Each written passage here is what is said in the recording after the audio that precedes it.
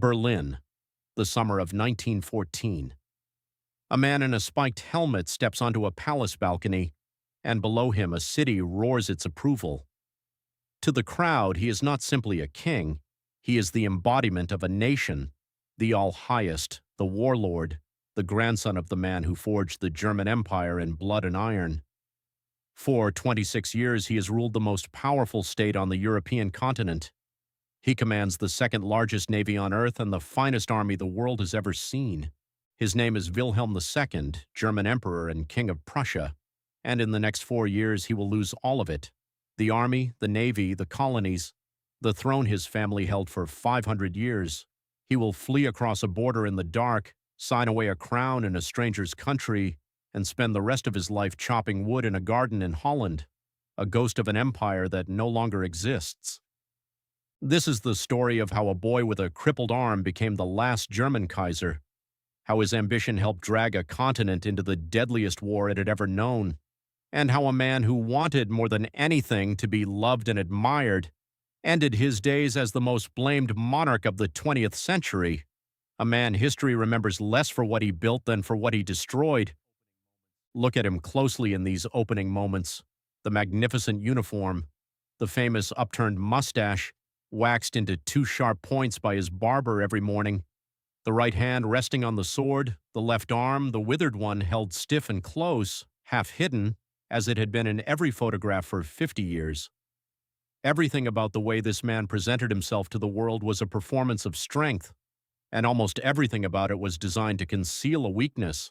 That contradiction is the key to his whole life.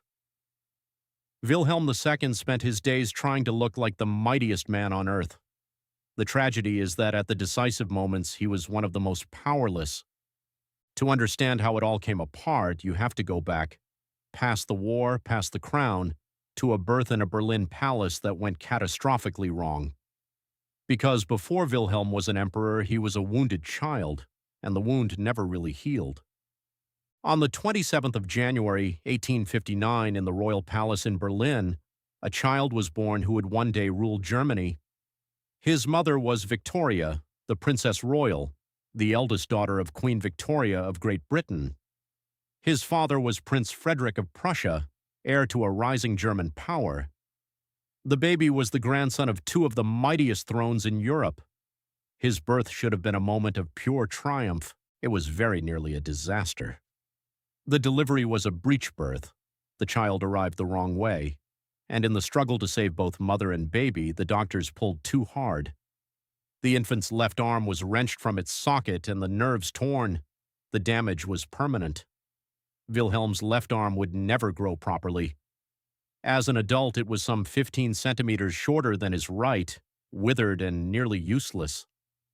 For a Prince of Prussia, a state built on the cult of the soldier, a useless arm was more than a private misfortune.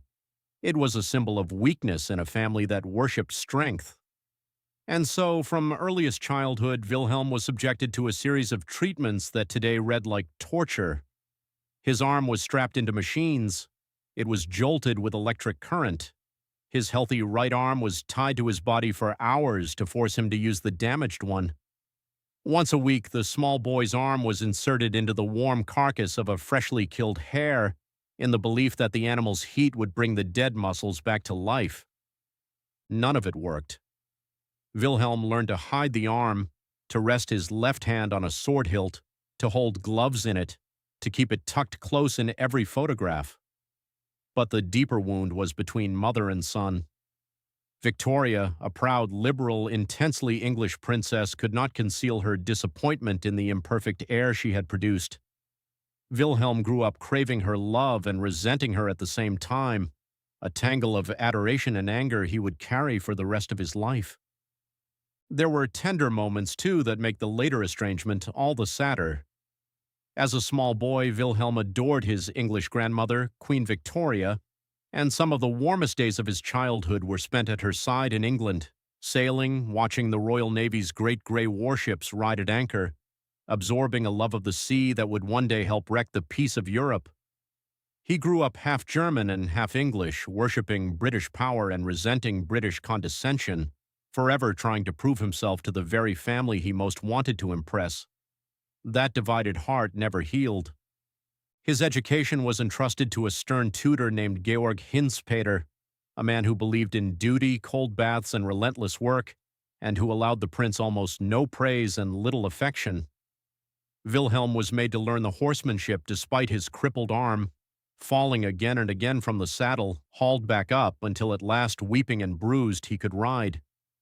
It was the making of his character in miniature, the constant painful effort to appear whole, to master the body that had betrayed him, to never, ever show weakness. The public Wilhelm, booming, boastful, forever in a magnificent uniform, was armor bolted over a frightened boy. His tutors drilled him in Prussian discipline, his grandfather's court drilled him in Prussian glory. As a young man, he joined his regiment and found at last a world that suited him, the ordered, hierarchical, gleaming world of the Prussian officer corps, where a man's worth was measured in medals and bearing rather than in a withered arm. He came to idolize the army, the uniform, the hard masculine comradeship of the barracks, everything his cultured, liberal parents distrusted. By the time he was a young man, the rift with them was complete. His parents dreamed of a modern constitutional Germany on the British model, with a monarch who reigned but did not rule. Wilhelm dreamed of the opposite, of personal rule, of a Kaiser who governed by the grace of God and answered to no parliament at all. In 1881, at the age of 22, Wilhelm married Princess Augusta Victoria of Schleswig-Holstein, Dona, as he called her, a pious, conservative, devoted woman who would bear him 7 children in the space of a decade and stand loyally at his side for 40 years.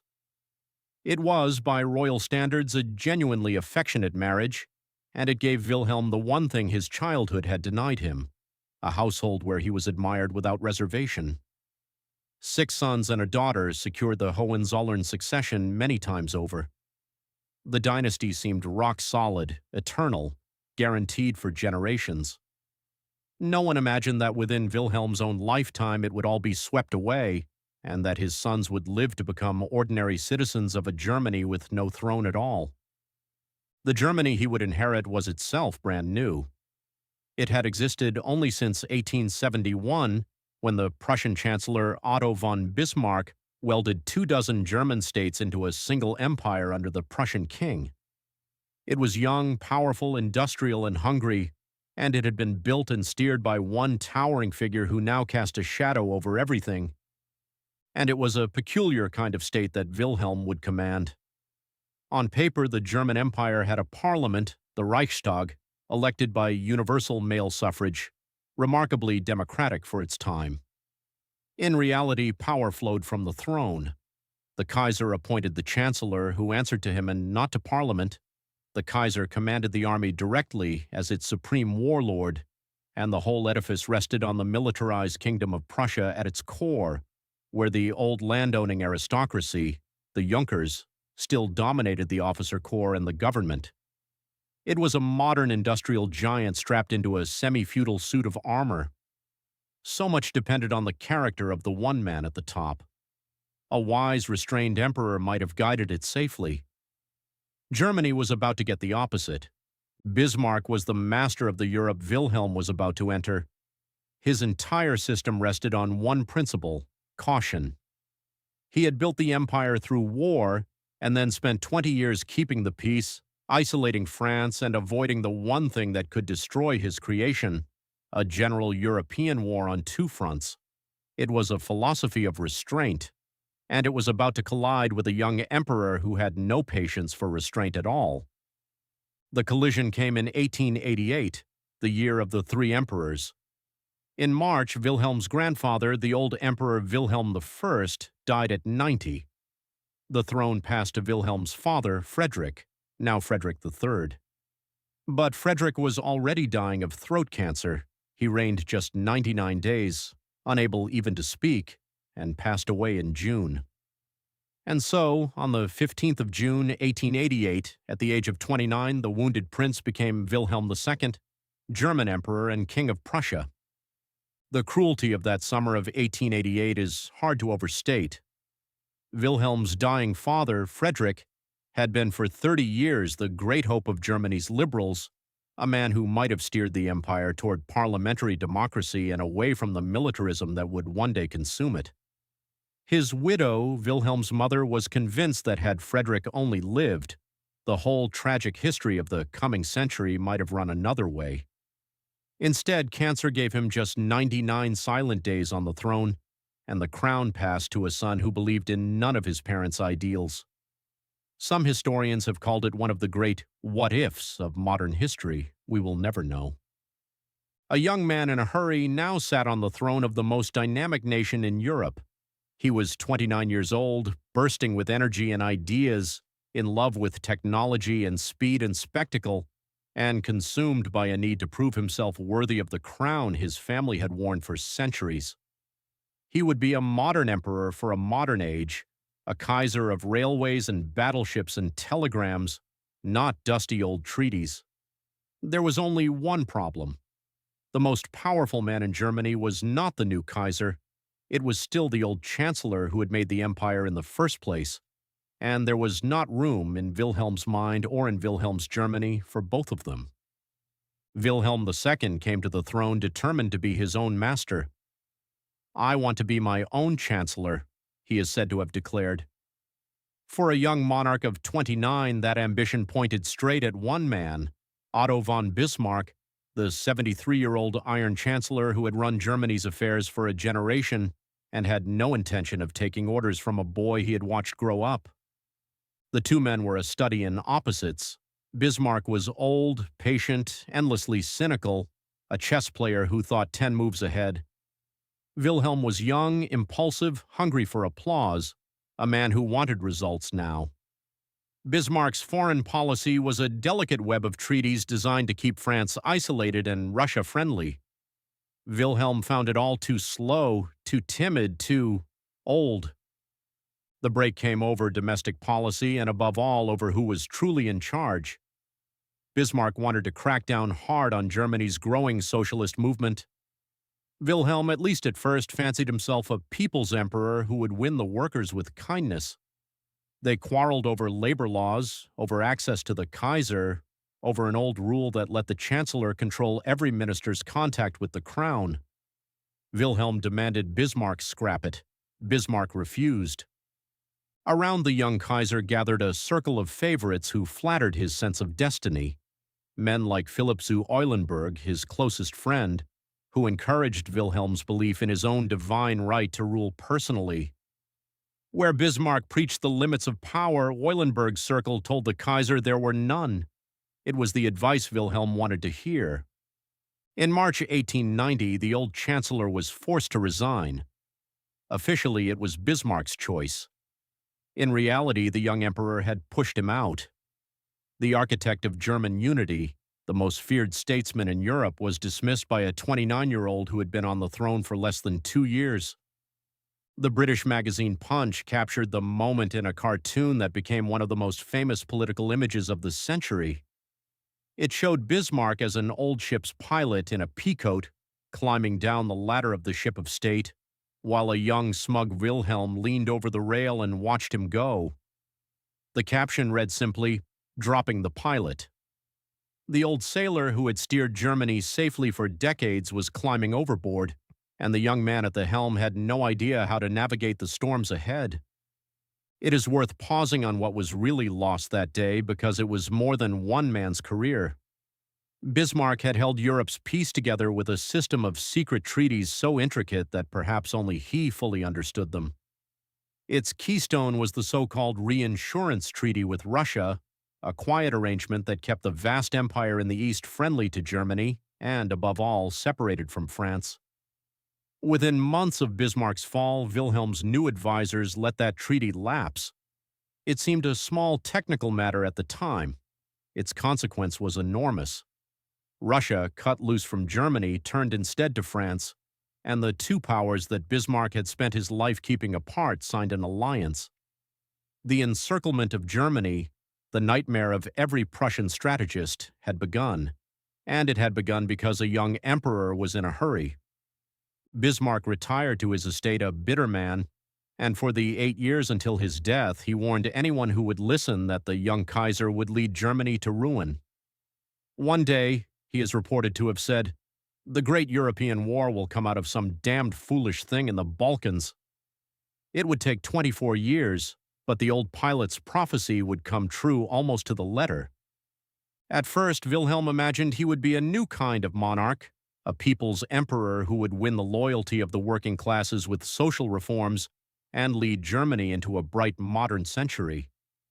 He called it the New Course. But the young Kaiser had neither the patience nor the discipline to govern day to day. He grew bored with paperwork, distracted by travel and ceremony and his beloved navy, and he ran through chancellors and ministers who could never quite predict what their impulsive master would do next. Real power in Germany did not concentrate in Wilhelm's hands, as he believed it had.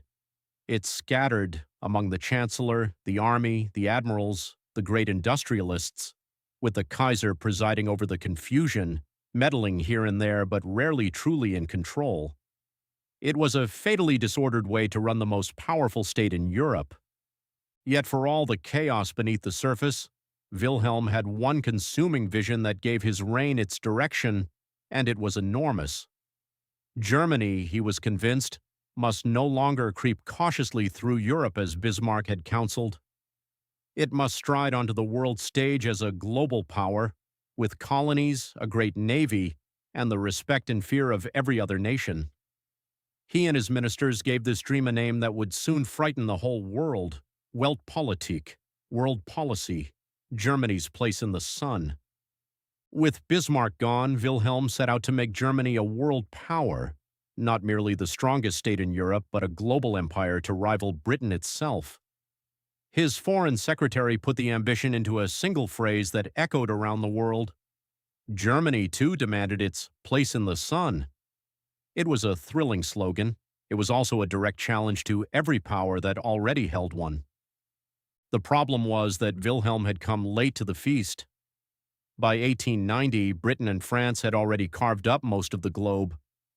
What remained for Germany were the leftovers, territories in Africa and the Pacific, German East Africa, Cameroon, Togo, a slice of New Guinea, and a vast dry expanse on the southwestern coast of Africa that the Germans called German Southwest Africa. Today we call it Namibia, and it was there, under Wilhelm's flag, that his empire would commit what many historians call the first genocide of the 20th century. Southwest Africa was not the only place where Wilhelm's colonial rule turned murderous. In German East Africa, at almost exactly the same time, a native uprising known as the Maji-Maji Rebellion was crushed with a deliberate scorched earth campaign. Crops and villages burned, food supplies destroyed, and a famine engineered that killed enormous numbers of people, by some estimates several 100,000. Wilhelm's empire was, by the standards of its own imperial rivals, a latecomer to colonialism, but it made up for lost time with a ferocity that shocked even other colonial powers. The place in the sun cast a very long shadow across two continents. German settlers had been pouring into Southwest Africa for 2 decades, seizing land and cattle from the native peoples, above all the Herero and the Nama. In January 1904, pushed past endurance, the Herero rose in revolt, and in the first attacks around 100 German settlers were killed.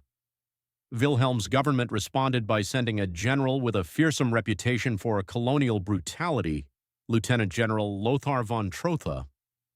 In August 1904, von Trotha's troops met the main Herero force at the Waterberg and drove the survivors, men, women, and children, out into the waterless Omaheka Desert.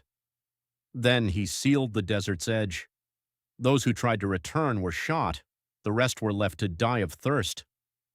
On the 2nd of October 1904, von Trotha issued a written order that has become infamous, the Vernichtungsbefehl, the extermination order. It declared that every Herero, armed or unarmed, found within the German borders would be shot, that even women and children would be driven back into the desert. It was, in black and white, an order to annihilate an entire people. When the Nama people rose in their turn, they met the same fate. Survivors of both nations were herded into concentration camps. The term itself was already in use. The deadliest of them on Shark Island, off the coast, where prisoners died in their thousands from cold, starvation, disease, and forced labor.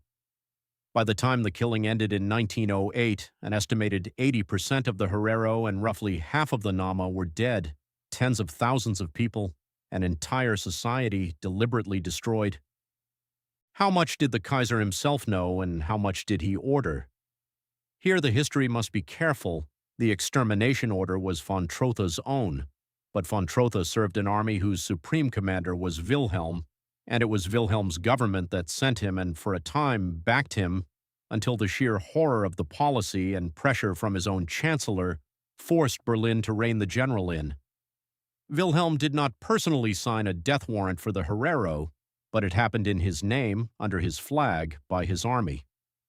In 2021, more than a century later, Germany officially recognized it as genocide. If colonies were one pillar of Wilhelm's world policy, the other was the sea. The Kaiser was obsessed with navies. He had grown up devouring books about the British fleet. His grandmother was the queen of the greatest maritime empire in history, and Wilhelm decided that Germany too must have a battle fleet to match, one that could challenge the Royal Navy in its own waters. His instrument was Admiral Alfred von Tirpitz, who from 1897 pushed a series of naval laws through the Reichstag to build battleship after battleship. Tirpitz's theory was cold and clever.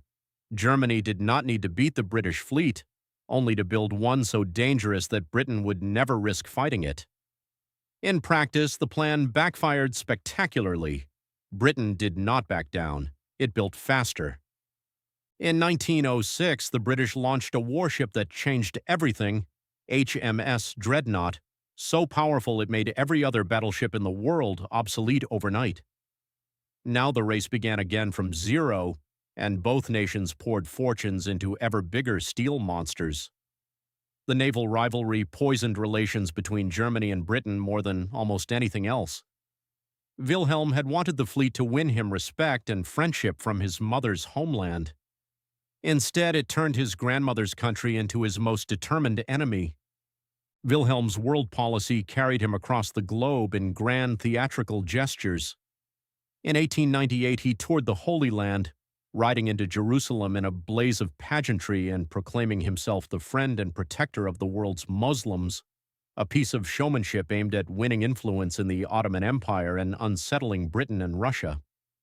He pushed a great railway project to run from Berlin all the way to Baghdad, driving German power deep into the Middle East. Under his chancellor Bernhard von Bülow, Weltpolitik became the official watchword of the age. Germany would be a world power or it would be nothing. The trouble was that every new German thrust into Africa, into the Middle East, onto the oceans, landed on a toe belonging to Britain, France, or Russia. Wilhelm wanted a place in the sun, but there was no empty place left, and every place he reached for had to be taken from someone else. And then there was Wilhelm himself, the loose cannon at the center of it all. For the Kaiser had a gift for saying exactly the wrong thing at exactly the wrong moment, in public, at maximum volume. In 1896, he fired off a telegram congratulating the president of the Boers in South Africa for beating back a British raid, enraging Britain, which read it as Germany meddling in its backyard.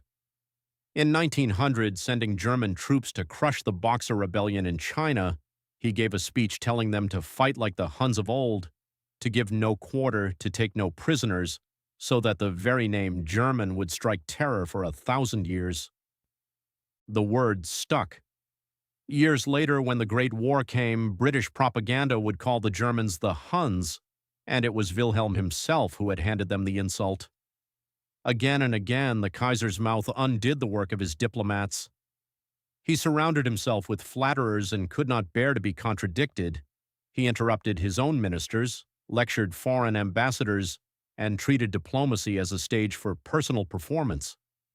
His court was a glittering theater of hunting parties, military reviews, and dress uniforms. Wilhelm is said to have owned hundreds of them and to have changed several times a day, and at the center of it stood a monarch who confused being admired with being wise. That court almost destroyed him in a different way in 1907. when a sensational scandal erupted around his closest friends.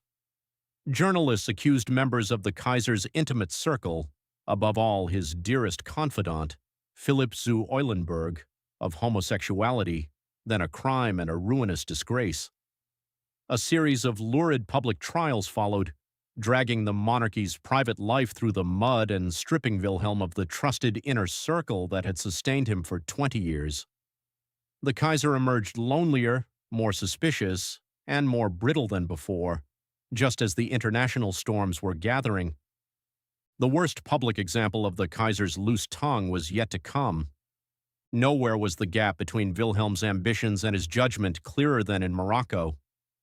In 1905, to challenge growing French influence there, the Kaiser was persuaded to sail to the port of Tangier and from horseback declare his support for Moroccan independence, a deliberate poke in the eye to France.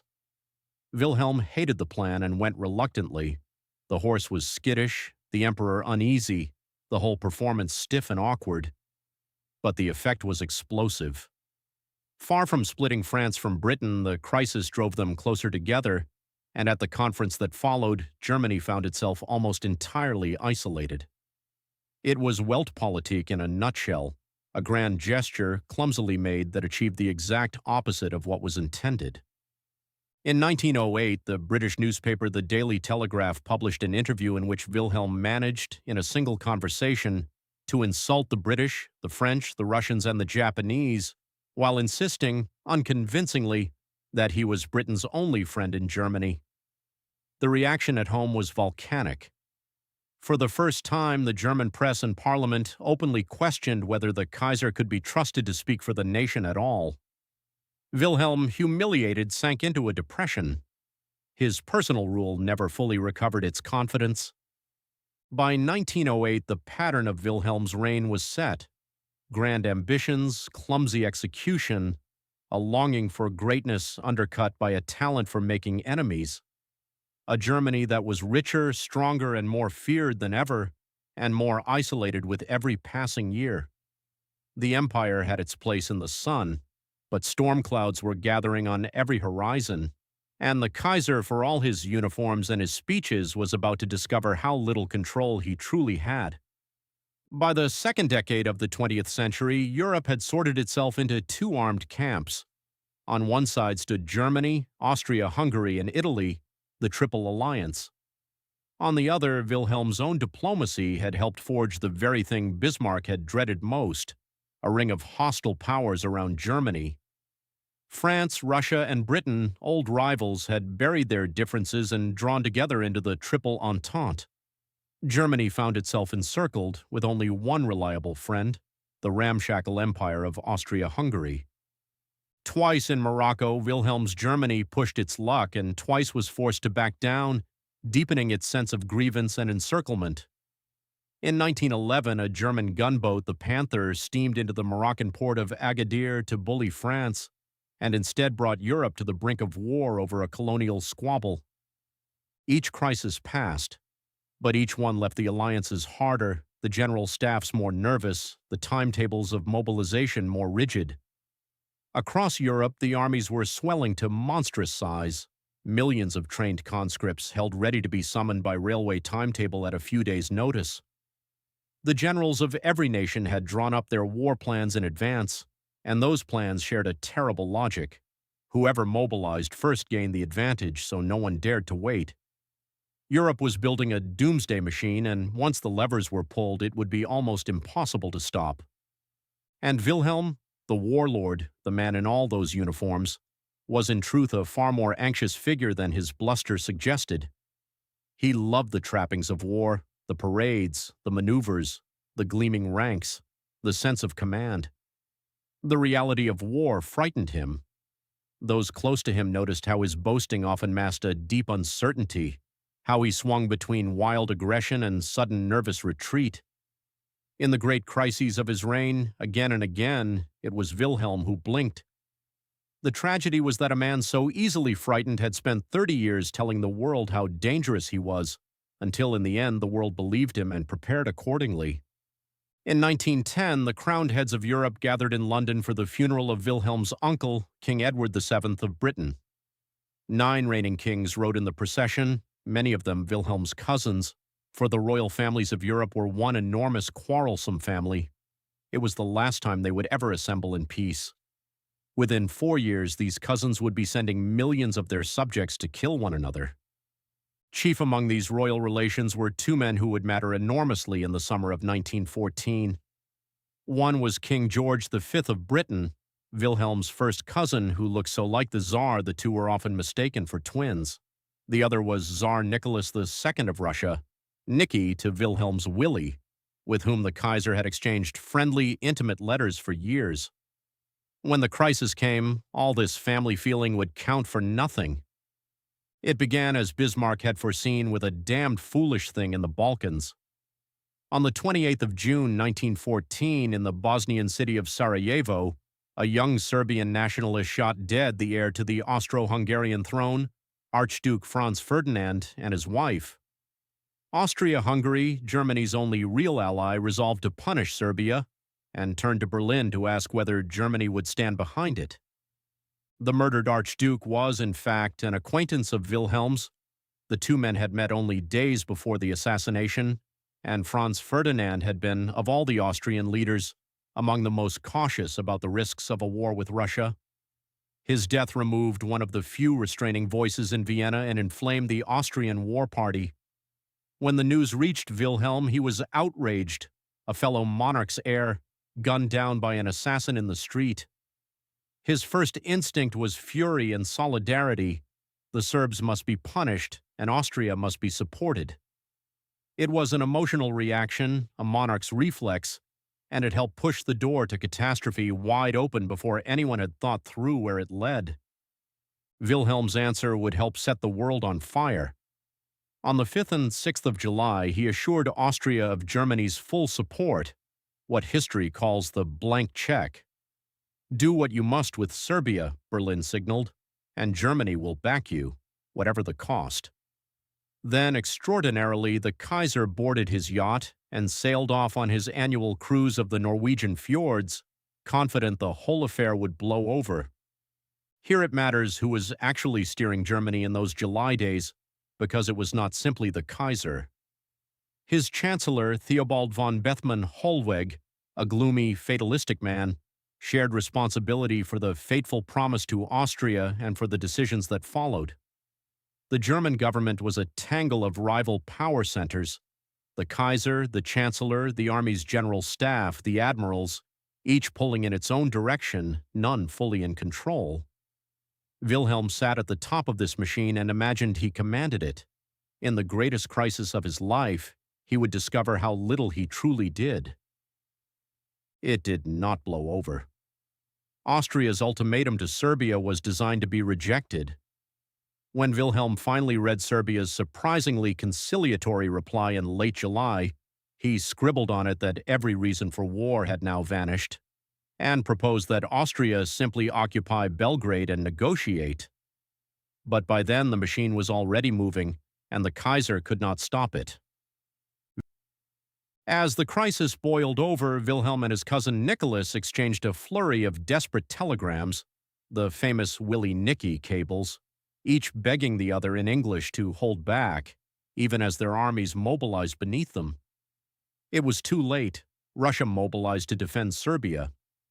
Germany's war plan had no answer to Russia except to strike first at France.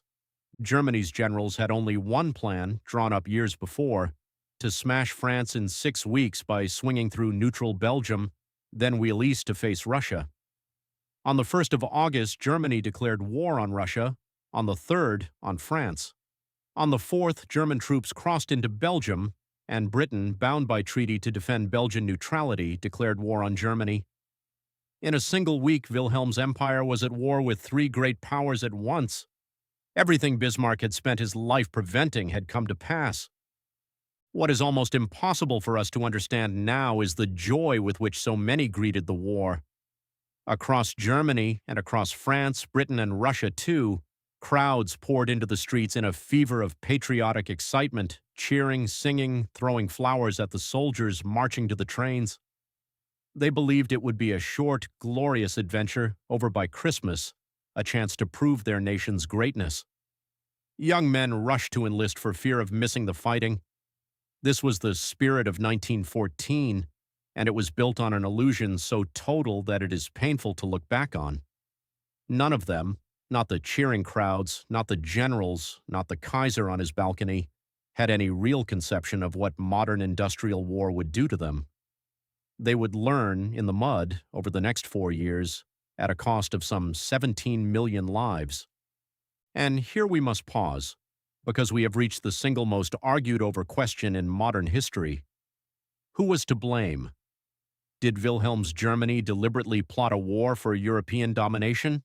Or did all the great powers stumble, terrified and blundering into a catastrophe none of them fully intended? Historians have fought over this for 100 years, and they still do. In the 1960s, the German historian Fritz Fischer argued that Germany had deliberately sought the war, driven by dreams of dominating Europe. More recently, others, like Christopher Clark in his book The Sleepwalkers, have argued that all the powers share the blame that Europe's leaders stumbled into the abyss like men walking in their sleep. The debate is not settled, and honest history does not pretend otherwise. What is certain is this: Wilhelm gave Austria the blank check, Wilhelm's Germany invaded Belgium and France, and when it was over, it was Wilhelm's name that the world would put at the top of the list of the guilty. For now, though, in the hot first days of August 1914, none of that doubt existed. Berlin was delirious with patriotic joy. Wilhelm stepped onto his palace balcony and told the roaring crowd that he no longer recognized parties or divisions, only Germans. From this day, he declared, I know no parties, I know only Germans. It was perhaps his finest hour as a symbol of national unity. It was also the beginning of the end. Wilhelm went to war as the supreme warlord, the all-highest, commander of Germany's millions. It was the role he had rehearsed his entire life, and yet, almost from the first shot, the war took command away from him. The great swing through Belgium and France, the plan that was meant to win the war in 6 weeks, ground to a halt at the River Marne in September 1914. The armies dug trenches. The trenches stretched from the Channel to Switzerland. And the war of quick, glorious victory became a war of mud, barbed wire, and mass death that would last 4 years.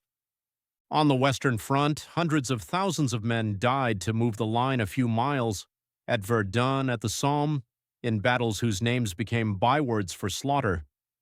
In the East, German armies won great victories against Russia, but the war swallowed men faster than any nation could replace them. And in this new industrial hell, what use was an emperor on a horse? Consider Verdun. In 1916, the German command launched an offensive against the French fortress city with a chilling aim, not to break through, but to bleed France white, to draw the French army into a mincing machine of artillery and kill so many men that the nation would collapse. For 10 months, the two armies fed themselves into that furnace.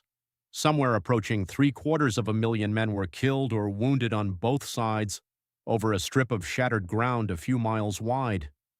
The French held, the Germans did not break through, and nothing whatsoever was gained except the deaths. The same year, on the River Somme, the British launched their own great offensive to relieve the pressure on Verdun. On the first day alone, the 1st of July 1916, the British Army suffered nearly 60,000 casualties, the bloodiest single day in its history. By the time the Somme battle petered out in the autumn mud, more than 1 million men on all sides had been killed or wounded. This was the reality of Wilhelm's war. Not cavalry charges and glory, but industrial killing on a scale the world had never seen, measured in yards of churned earth and rivers of the dead. And what of the Kaiser, the supreme warlord, while his subjects died by the million? The answer, increasingly, was very little. He traveled endlessly between the fronts in his imperial train, pinning medals on soldiers, touring headquarters, inspecting troops who cheered on command. He was shown carefully arranged glimpses of the war, kept at a safe distance from the worst of it, told what his generals wanted him to hear. He signed the orders that were placed in front of him. But the man who had demanded all his life to rule personally found that in the one great test of his reign, he was little more than a mascot in a spiked helmet, wheeled out for morale and kept well away from the machinery of decision. Wilhelm spent much of the war at military headquarters, shuttling between the fronts, decorating soldiers, reviewing troops. But the real decisions slipped from his hands. He signed the orders. He was shown the maps.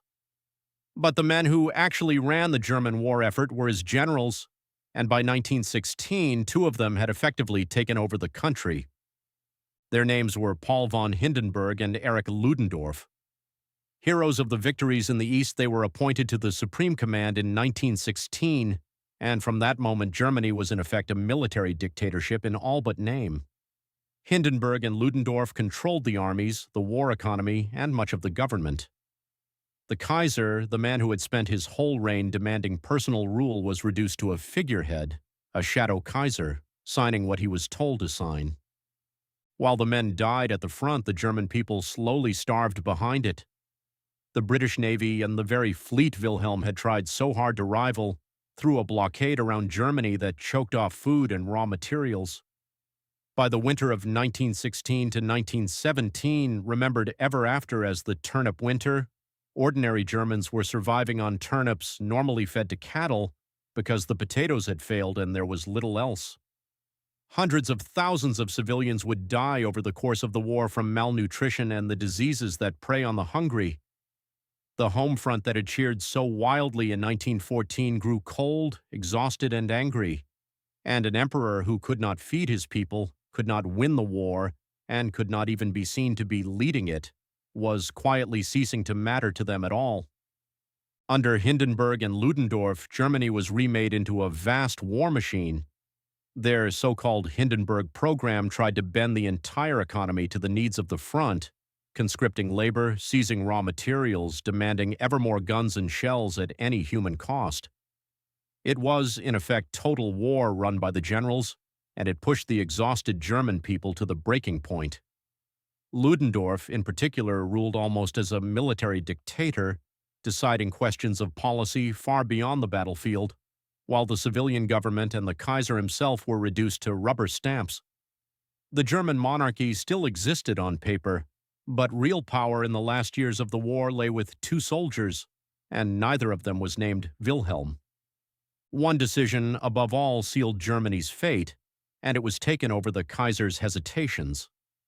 To break the British naval blockade that was slowly starving Germany, the generals and admirals demanded unrestricted submarine warfare, U-boats sinking any ship, including neutral and passenger vessels, without warning. Wilhelm knew the risk, that it would drag the neutral United States into the war. In 1917, the U-boats were unleashed anyway, and exactly as feared, America declared war on Germany, pouring fresh millions of men and limitless industry onto the Allied side. In the propaganda of the Allied nations, the war was given a single face, and it was Wilhelm's. In Britain, France, and America, the Kaiser became the cartoon villain of the age, the mad spike-helmeted beast of Berlin, the Hun warlord who had set the world alight. Films mocked him, cartoons caged him, Charlie Chaplin in uniform captured him for laughs. It was a strange fate for a man so hungry for admiration to become, in the last years of his reign, the most mocked human being on earth. American theaters played films with titles like The Kaiser, the Beast of Berlin. His famous upturned mustache and spiked helmet were plastered on recruiting posters, war bond drives, and cartoons from London to San Francisco. Wilhelm had spent 30 years cultivating an image of imperial majesty. In the space of 4 years, the world melted it down and recast it as the face of villainy itself. The propaganda was crude, and it was often unfair to the real, hesitant man behind the mustache. But Wilhelm had spent decades handing his enemies the raw material, and now they used every scrap of it. The real Wilhelm, meanwhile, was a diminished, exhausted man, drifting through headquarters while other men lost his war. In the spring of 1918, Ludendorff gambled everything on one last great offensive in the West, before the Americans could arrive in force. It came agonizingly close, and then it broke. By the summer, the Allied armies, now stiffened with fresh American divisions, were driving the Germans back. The German army was cracking, and behind the front, Germany itself was starving and seething with revolt. For one brief deceptive moment in 1917 and early 1918, it looked as though Wilhelm's gamble might yet pay off. In the East, revolution tore Russia apart. His cousin Nicholas was overthrown, and the new Bolshevik government made peace, freeing hundreds of thousands of German soldiers to be flung against the West. In the spring of 1918, Ludendorff hurled these men into one last colossal offensive, the Kaiserschlacht, the Emperor's Battle, a final bid to win the war before the Americans arrived in overwhelming numbers. The German armies smashed forward, further than anyone had advanced in years, close enough to Paris to shell it with a monstrous long-range gun. And then it died. The exhausted German troops outran their own supplies, the fresh American divisions poured into the line, and in the summer of 1918, the Allied counteroffensives began to roll the Germans back for good. The last gamble had failed, and with it went the last hope of victory. Now the reckoning came all at once, at the front, where the army was disintegrating, and at home, where a starving, furious nation was ready to explode. In late October 1918, with the war already lost, the German admirals hatched one last insane scheme: to send the high seas fleet, the very fleet Wilhelm had spent a fortune and a generation's goodwill to build, out on a final, glorious death ride against the British Navy, to save the honor of the service even if it saved nothing else. The sailors saw it for what it was, an order to die for nothing at the very end. They refused. In the naval ports of Kiel and Wilhelmshaven, they mutinied, raised the red flag, and put out their boilers. The rebellion that would topple the monarchy began, fittingly, aboard the warships that had done so much to bring the empire to ruin. From the ports, the revolt spread across Germany like wildfire. Within days, workers' and soldiers' councils were seizing control of one city after another. Red flags flew over town halls. The machinery of the old order simply stopped obeying. The monarchy was collapsing not from a foreign invasion, but from below, from within, from a people who had endured 4 years of slaughter and starvation and would endure no more. On the 9th of November 1918, in Berlin, without waiting for Wilhelm's consent, the imperial chancellor simply announced that the Kaiser had abdicated. Hours later, a socialist leader stepped onto a balcony of the Reichstag and proclaimed Germany a republic. 500 years of Hohenzollern rule were declared finished by other men's voices, while the Kaiser himself, hundreds of miles away, still refused to accept it. The scene at headquarters in Spa in those final days was one of the most extraordinary in modern history, an emperor arguing for his crown while his own generals told him it was already gone. Wilhelm raged, pleaded, and schemed. For a few desperate hours he clung to a fantasy that he might give up the German imperial title but somehow stay on as King of Prussia, or that he might put himself at the head of the army and march home to crush the revolution in blood. It was then that his own field marshal, Hindenburg, the war hero, the man whose name still commanded loyalty, had to deliver the killing blow, telling the Kaiser that the army would march home in good order but that it would no longer march for him. There it was, from the one man Wilhelm might have believed. The warlord had no soldiers, the emperor had no empire.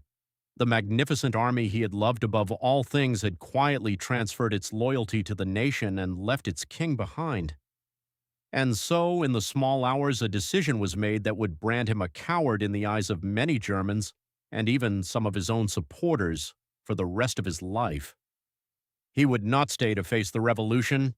He would not seek an honorable soldier's death at the front, as some around him urged.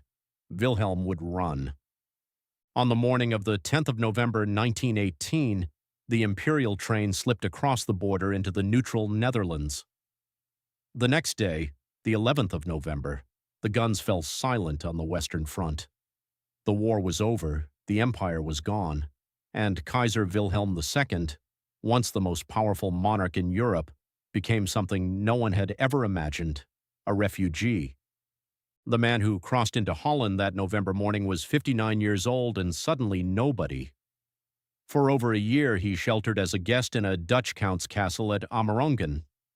Then, in 1920, he bought a modest manor house in the quiet countryside near the village of Doorn. It was called Huis Doorn. It would be his prison, his refuge, and his stage for the last 21 years of his life. Those first months in exile were the bleakest. Sheltering at the castle of Amerongen, Wilhelm was a broken man, humiliated, uncertain whether the Allies would drag him away to trial, cut off from everything he had known. It was here in these dark early days that he signed the formal document of abdication on the 28th of November 1918, finally putting his name to the end of his own reign. At his side through all of it was his wife of 37 years, the Empress Auguste Victoria, who had given up her palaces and her country to follow him into disgrace. The strain of it destroyed her health. She died in 1921, having lived just long enough to see her husband settled in his final home at Doorn, and her death left the fallen emperor more alone than he had ever been. The victorious Allies wanted him punished. The Treaty of Versailles, signed in 1919, contained a remarkable clause, Article 227, which publicly arraigned William II of Hohenzollern for a supreme offense against international morality. They meant to put the Kaiser on trial, perhaps the first head of state ever tried for starting a war. But it never happened. The Netherlands, which had taken Wilhelm in, refused to hand him over, and so the man many held responsible for the deaths of millions was never judged in any court. Across the Allied nations, crowds had chanted, "Hang the Kaiser!" during the victory celebrations, and for a moment it seemed the world might really put an emperor in the dock. But the will to do it faded quickly. The Dutch would not surrender their guest. The Allied governments could not agree on what exactly he would be charged with, or where he would be tried, or what would happen if he were convicted. Prosecuting a head of state for launching a war was a wholly new idea, with no law and no precedent behind it. And so the case against Wilhelm quietly collapsed. It would take another world war and a second set of German defendants at Nuremberg before the idea of trying leaders for the crime of war became a reality. Wilhelm escaped the reckoning by a single generation. At Doorn, the former emperor built a strange shrunken kingdom. The German government, in a deal that still causes controversy, allowed dozens of railway wagons full of furniture, art, and treasures to be shipped from his palaces to Holland, and with them he turned the modest manor into a miniature imperial court in exile. He kept liveried servants who still bowed and addressed him as Your Majesty. He held court for a dwindling stream of monarchist visitors. He gave his opinions on world affairs to anyone who would listen, and dictated self-justifying memoirs that blamed everyone but himself for the catastrophe of 1918. And every single day, this man who had once commanded the armies of an empire went out into his garden and chopped wood. It became the defining image of his exile, the Kaiser in a worn jacket, axe in his good right hand, felling tree after tree. Over the 21 years at Doorn, he is said to have chopped down thousands upon thousands of them, stacking a small mountain of logs, sending bundles to friends as gifts. Some saw in it a kind of penance. Others thought it merely the restlessness of a man who had lost the one thing he had been raised to do, to rule, and had nothing left to fill the hours but the swing of an axe. His faithful first wife, the Empress Auguste Victoria, who had followed him into exile, died at Doorn in 1921, worn out by the collapse of everything she had known. Lonely and restless, Wilhelm married again the following year, a widowed princess named Hermine Reuss, 30 years his junior, who campaigned tirelessly and hopelessly for his restoration to the throne. His second wife, Hermine, threw herself into the cause of restoration, traveling, lobbying, writing letters, even reaching out to rising political figures in Germany, in the hope that someone might put her husband back on the throne. It came to nothing. To the politicians of the 1920s and 30s, the exiled Kaiser was a figure from a vanished world, occasionally useful as a symbol, never as a serious prospect. The Germany that had once cheered him on his palace balcony had moved on, and it was not coming back for him. For Wilhelm never stopped believing he might be called back. He watched Germany's turmoil from afar, the shaky Weimar Republic, the street fighting, the hyperinflation, the economic collapse, and dreamed that one day his people would beg their emperor to return and set everything right. He nursed bitter grudges, blaming his downfall on a vast conspiracy of enemies, and here the portrait grows darkest. In his exile writings and letters, Wilhelm poured out a venomous anti-Semitism, blaming Jews for Germany's defeat and for his own ruin, at times in language as murderous as anything the coming Nazis would use. The wounded, resentful old man in the Dutch manor house had absorbed the ugliest currents of his age, and he gave them free rein in private. When Adolf Hitler rose to power in 1933, the exiled Kaiser allowed himself to hope one last time.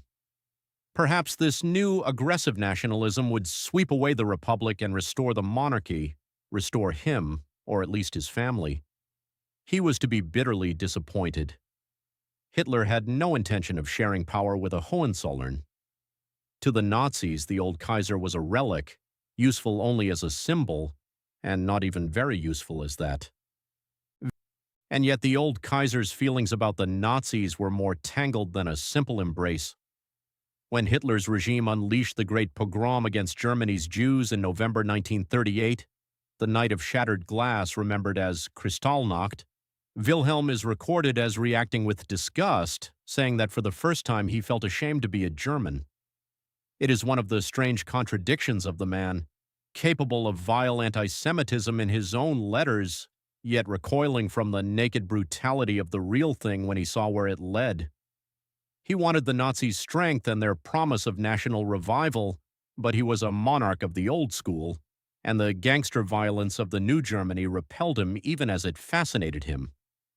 In June 1940, when Hitler's armies did what Wilhelm's never could and conquered France in 6 weeks, the old man could not help himself. He sent the Führer a telegram of congratulation on the triumph of German arms. It was a sad, revealing gesture, a defeated emperor applauding the dictator who had seized the country he still thought of as his own and achieved the victory that had slipped through his own fingers a generation before. Hitler did not even bother to reply warmly.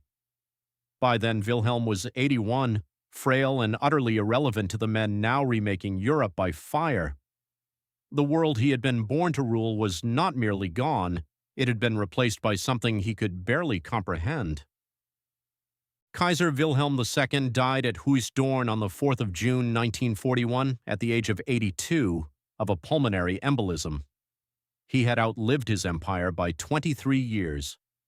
In his will, he left strict instructions. He was not to be buried in Germany until the monarchy was restored, and no Nazi emblems, no swastikas were to appear at his funeral. Hitler, who would have preferred a grand propaganda spectacle in Berlin, was privately relieved to be rid of him, and sent a wreath anyway. The last German emperor was laid to rest in a small mausoleum in the garden at Dorn, in the foreign soil where he had spent his final decades. He is still there today. What are we to make of Wilhelm II?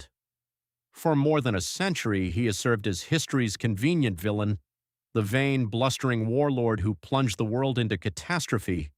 And there is truth in that picture. He was vain, he was reckless with words. His ambitions helped build the alliances and the arms races that made the Great War possible. He gave the blank check. He backed the fleet that turned Britain into an enemy. His name sat, by the Allies' own decree, at the very top of the list of the guilty. But the fuller picture is more complicated and more human. Wilhelm was also a weak man playing a strong man's part, a wounded prince who spent his whole life performing a strength he did not truly possess. He wanted to be a warlord but was frightened by war. He demanded personal rule but let his generals seize control the moment the fighting turned hard. He craved the love of the British and drove them away, craved the admiration of his people and fled from them in their darkest hour. His tragedy, and Europe's, was that a man so insecure held so much power in an age that could no longer afford royal vanity. It is worth measuring what actually ended when Wilhelm's crown fell, because it was so much larger than one man. For 1,000 years, Germany and Central Europe had been ruled by kings and emperors who claimed their authority from God. The Hohenzollerns, Wilhelm's family, had risen over 5 centuries from minor German nobility to the imperial throne. And all of it, the divine right, the courts, the crowns, the whole ancient architecture of monarchy, came crashing down in the space of a few November days in 1918 and never came back. Germany has been a republic, with only the 12-year Nazi interruption ever since. Whatever else he did, Wilhelm was the man on the throne when a form of government 1,000 years old came to an end. The war he helped unleash did not just destroy his throne, it destroyed the entire world of monarchs he had been born into. The Russian Tsar, his cousin Nicky, was overthrown and murdered with his whole family. The Austro-Hungarian Empire shattered into pieces. The Ottoman Empire collapsed. 4 great dynasties fell in the space of a few years, and Wilhelm's Hohenzollerns were among them. The Europe of kings and emperors that had ruled for centuries died in the trenches of the war he had done so much to bring about. Compare his fate with those of his royal cousins, and the scale of the earthquake becomes clear. Nicholas of Russia, Nicky, was shot dead in a cellar with his wife and children. The Habsburg emperor's heir was murdered in Sarajevo, and the dynasty itself dissolved. Across Europe, thrones that had stood for centuries simply ceased to exist. Of the great warring monarchs of 1914, Wilhelm was almost the only one to survive into comfortable old age, living out more than 2 decades in exile while the world he had known was buried. He was, in a sense, the last man standing of a vanished species, the divine right emperor, the warlord king, a figure already becoming an anachronism even as he sat on his throne. And his legacy reaches far beyond Europe. In Namibia, the descendants of the Herero and Nama still live with the memory of what was done to their ancestors under Wilhelm's flag, the deliberate destruction of 2 peoples that many scholars now call the first genocide of the 20th century, a grim rehearsal, some historians argue, for horrors that would follow decades later. For a century, the German state looked away. It was not until 2021 that Germany formally acknowledged the killings as genocide and offered financial aid, and even that has not settled the matter, with many Herero and Nama descendants insisting the reckoning is incomplete and the negotiations went on over their heads. The skulls of murdered Namibians shipped to Germany a century ago for pseudo-scientific study are still being returned to this day. The wounds of Wilhelm's empire have outlived the empire by a very, very long time. Perhaps the last word belongs to the old Chancellor Wilhelm cast overboard in 1890. Bismarck had built an empire on the principle that Germany, surrounded by great powers, must above all be cautious, patient, content with what it had. Wilhelm believed the opposite, that Germany must be feared, must be great, must have its place in the sun, whatever the cost. Within a single generation, the young Kaiser's vision had led his country to ruin, and Bismarck's warning had come true. The pilot had been dropped, and the ship had sailed straight into the storm. He lies there still in that small mausoleum in the garden at Doorn, in a country that was never his own. His coffin has waited more than 80 years now for the condition of his will to be met, for the German monarchy to be restored, so that he might finally come home. It never has been, and it never will be. And so the last German emperor remains in exile even in death, a permanent guest in a foreign land, as far from the throne of his ancestors in death as he was in the long gray years of his life. It is, when you think about it, the perfect ending for his story, the man who reached for the whole world and ended with a woodpile and a grave in someone else's garden. Wilhelm II wanted to be remembered as the emperor who made Germany a world power. Instead, he is remembered as the man who lost an empire and helped drag the whole world down with it. He ruled for 30 years and spent 23 more in exile, chopping wood in a foreign garden, waiting for a call that never came. The most powerful monarch of his age died a private citizen in someone else's country, blamed by the world, disowned by his people, and buried far from the throne he had thrown away. There is one final irony worth sitting with. The thing Wilhelm feared and despised most in his later years, the democratic Republican Germany that replaced him, was itself soon devoured by something far worse. The Weimar Republic that rose from his abdication lasted only 14 years before Adolf Hitler tore it down. And many of the forces that carried Hitler to power, the wounded national pride, the myth that Germany had been stabbed in the back rather than beaten in the field, the longing for a strongman to restore lost greatness, were forces that Wilhelm's reign and Wilhelm's war had helped to unleash. The old Kaiser lived just long enough to see the dictator conquer the France that had defeated him and to send his sad little telegram of congratulation. He did not live to see how that story ended. So how should history judge him? Not perhaps as the pantomime monster of Allied propaganda, the cackling beast of Berlin who plotted the ruin of the world. The real Wilhelm was smaller and sadder than that, a clever, damaged, frightened man who inherited enormous power and never learned to use it wisely, who mistook noise for strength and flattery for love, who wanted so badly to be a great emperor that he became a catastrophic one. He did not single-handedly cause the First World War. No one person did. But he helped build the world that made it possible, and when the moment came, he lacked the wisdom and the nerve to pull his country back from the edge. He was the last German emperor, and he made sure there would never be another.